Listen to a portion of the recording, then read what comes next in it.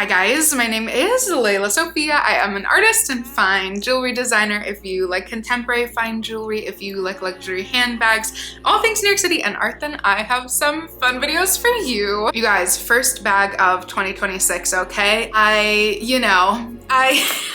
feel like there are two very obvious bags that I've been obsessing over, especially if you follow me on Instagram, that, I just really have had a hard time choosing between, and I finally chose. I'm here to tell you that I finally chose. I am so excited initially. I did look at it, okay, because I just was like, ugh, I need to make sure that I'm happy, and I think I'm absolutely thrilled. Of course, there's gonna be a little personalization because it's me and we're on my channel, but basically, welcome to the coolest bag of 2026, dare I say. But first and foremost, if you guys are new here, thank you so much for tuning in. I can't wait to see you in all my future videos. Make sure that you like this video, subscribe to my channel, follow me on Instagram at lelasophia jewelry. I put out videos 2 days a week, and so I cannot wait to see you guys in the next one. Okay, I won't make this dramatic. We're gonna just jump right in because we already kind of know my thoughts on the two contenders.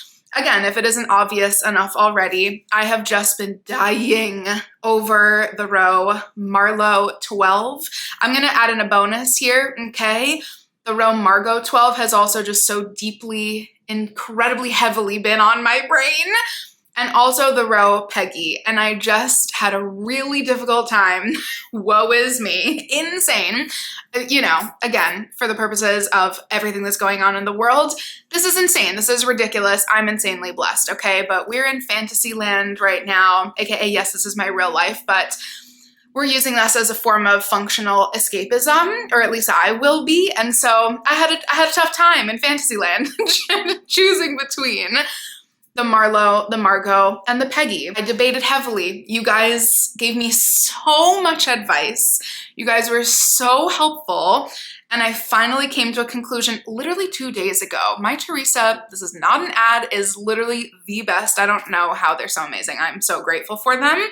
Literally 2 days ago, I was on a walk for some reason and I texted my brother and I was like, should I just do this? And he was like, yeah, just go for it.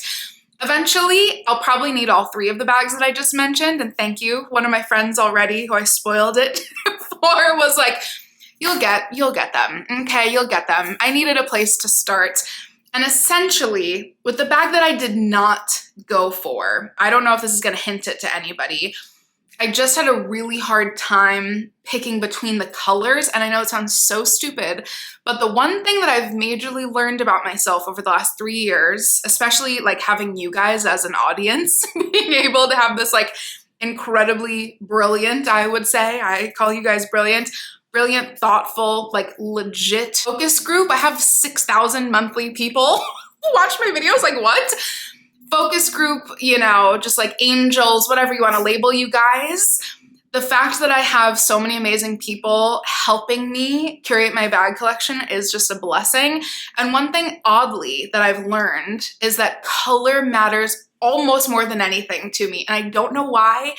I don't know how. I have literally bought and rebought and sold the same exact bag several times in different colors just because I felt like it wasn't resonating with me. And then finally I land on the best color, i.e. my Civet Symmetry Pochette and my The Row 90s bag. And all of a sudden I'm like, this is my favorite bag of all time. So color is oddly maybe even the most important thing to me. And the one that I chose, I hope you guys are gonna be proud of me, but I just know that this is such a me bag. And so without further ado, ladies and gentlemen, okay, might I introduce to you, guesses down below, if you didn't already guess, the 3 minutes probably that I was yapping on for absolutely no reason. That's your chance. You might even be able to see a little hint right there, okay?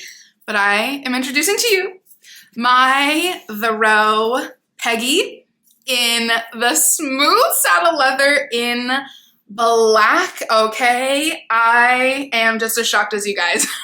I was so gung-ho on getting a Marlowe. I don't know why I'm giving you a 360. This is the one little stamping right there. I was so gung-ho on getting a Marlowe.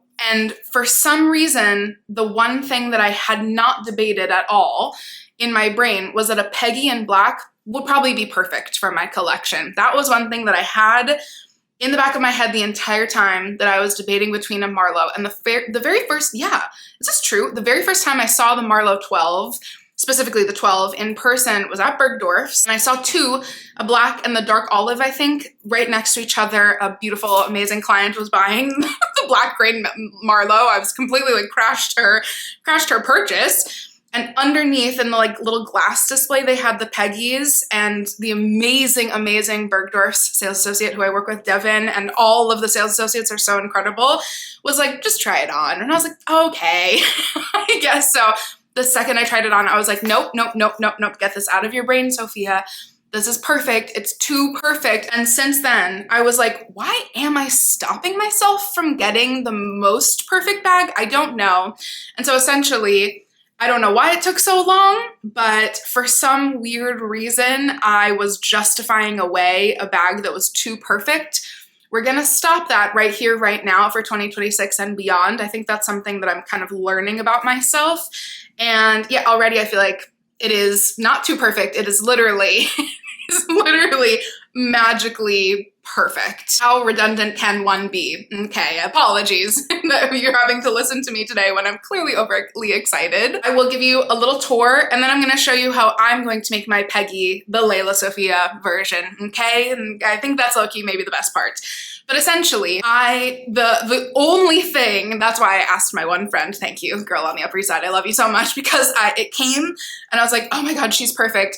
But literally, if I ordered it, let's say, okay, so today's Thursday, I ordered it Tuesday, like night, again, crazy, my Teresa, yesterday, just yesterday, less than 24 hours after I purchased it, of course, I had been checking an ungodly amount of times per day, the My Teresa app, like seeing if there would be any new Marlowe 12 colors, and literally probably like 16 hours after I purchased this, two dark brown, exhibit A of how lelasophia approved that is, dark brown Marlowe's in grained leather came onto my Teresa, and I was like, oh my God, did I do the wrong thing? I don't know, but honestly, I'm in like very much so anyway, this is not the talk for today's video, but I'm very much so just in a trusting place in my life, okay?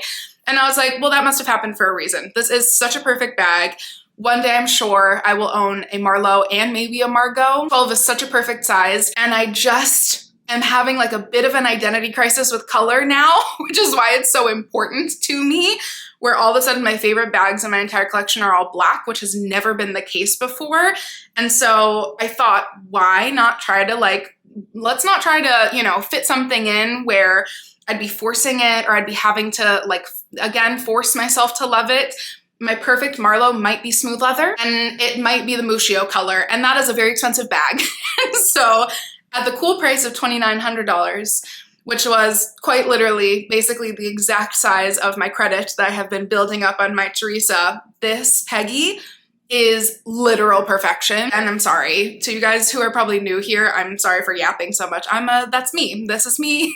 This is who I am. We have the strap, of course, which as you can see, kind of like already, even when I got it out of the box, it was stiff, and it already from the 2 seconds of me holding it, just in the mirror for myself, who do I think I am? She has flopped a little bit, which we love. I will show you at the very end. I need to remind myself to show you from the moment this bag came out, literally a year ago, by the way. We don't even need to talk about how much of a sleeper this is. I feel ashamed of myself, but you know what? Again, divine timing. I feel like this is just the perfect bag for me at this time, because I probably would have gone for color and not liked it as much last year when I was still deeply in my brown phase. And maybe even, God forbid, I would have gone for the green, which is such a perfect green, but I would have sold it immediately. It just happened when it was meant to for me. This bag, immediately I said on my channel, is the Abby bag mixed with the Marlowe clutch, and I stand by that. It is basically the exact same dimensions, height and width wise, as the Abby, and that's one of my favorite bags in my entire collection. And then adding in a really deep bottom, I just knew this was gonna be perfect. So it has a very similar strap that kind of flops to the Abby. All of that was leading to that point. And then inside, you're really getting a lot of yummy, yummy, yummy room. We have a zipper little pocket right here, and then we have two front pockets that are just actual perfection. And the straps are detachable. I actually might, this is controversial because so many people have been unboxing this bag, even like this last week or two. So many people say that they love it without the strap. I actually kind of love it with the strap, and I'm gonna show you why right now. I'm such a pouch girly. I'm such a pouch bag girly. I love, even my Abby bag, for some reason, I hold like tucked, I put my hands through the straps and then tuck the bottom of the bag. It's weird, but I basically hold it like a pouch. Are we ready for this? The reason this is, okay, here's the part where we get really self-indulgent. And so again, if you're new here, this is a weird introduction to me. I am gonna just have a very self-facing moment. I'm a fine jewelry designer, and I started making a piece last week for an ongoing collection of Baroque pearl pieces that I have been making, completely obsessing over lately. Stay tuned for the next video because you're gonna die.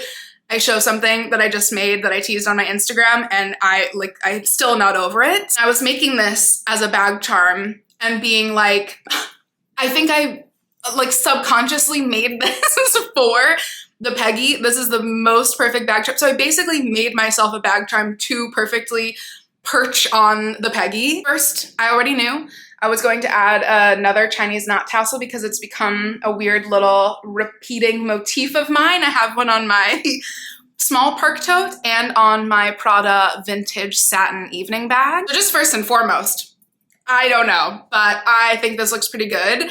I was a bit worried because the straps, sorry, let me do a good job of like actually doing my job. I will do a review of this bag, I promise. This is just the excitement unboxing video, excited unboxing video. See, I can't even speak. Straps hook on either opposite sides.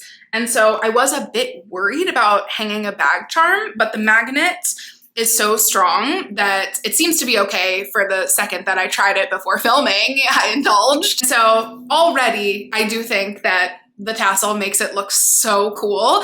Listen, this is possibly one of the coolest bags I've ever seen, but I totally will admit, you know, I don't know, I'm like buffering myself. The Margot, even the Margot clutch has like a little, you know, with the side buckles and the fact that the handles are on the front, there's just like a little oomph of something, right? There's a little visual interest.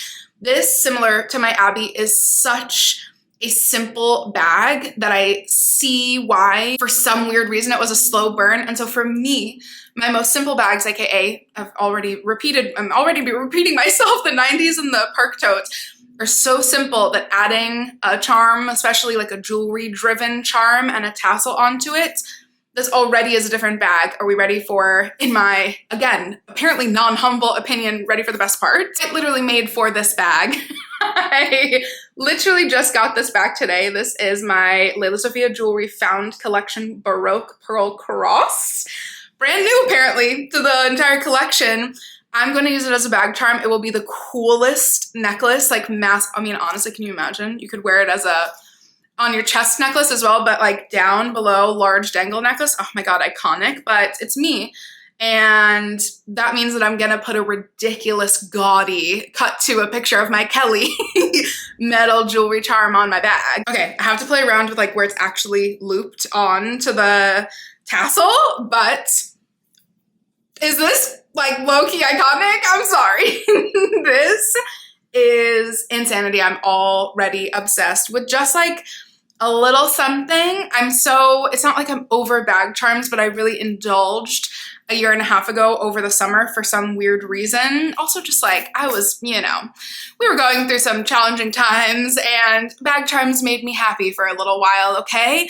But jewelry based, like literal vintage jewelry or new jewelry based bag charms are just the most fun thing, I think, to add to a purse, especially one that is so chic, that is so minimal. We clearly have the lelasophia-ified version of the Rope Peggy, so I'm dying to hear what you guys think. I wish I had a Margot to compare it to, but let me just quickly show you my Abby. Looking at them now, I'm like, oh, they're not similar at all. I was way overthinking this for the last year. This is insane, but if you own an Abby as well or have been curious, you can see that they're quite literally, you know, there's a massive difference between the actual base, but other than that, it's basically the same exact dimensions, which, and just because the Abbey has been one of my favorite bags, I'm actually so glad now. I was really overthinking that for a long time. It's very different, but from a height and width standpoint, it's very similar. And sorry, I have it turned the other way. From how, even though the handles are different, this one has two, how the handles wear and how they kind of tuck inside of the bag and the functionality of them is very similar. And so I love seeing personally kind of the evolution of styling from even the inside of the Rose design team, how they might take little cues from past styles. And this is a really good example of that. Thank you guys for indulging me today. I can't wait to hear all of your thoughts. Like, truly, give me your honest, raw thoughts down below. Did I make the right decision? I do think eventually, especially I might even now like oddly have my heart set on a Margot 12, but eventually the Marlowe just seems so perfect as well. But the Peggy just seems, I don't know, she just seemed so iconic and so perfect for this moment of my life right now. And initially, I'm very excited. Even by filming this, for some reason, I'm getting even more excited, especially with my little charm on here. This is, yeah, we're having fun, okay? I can't wait to hear all of your thoughts. And I will definitely do a more serious, you know, professional, in-depth video soon, going over my initial first impressions, all that jazz. And yeah, I can't wait to see you in my next one. Bye, guys.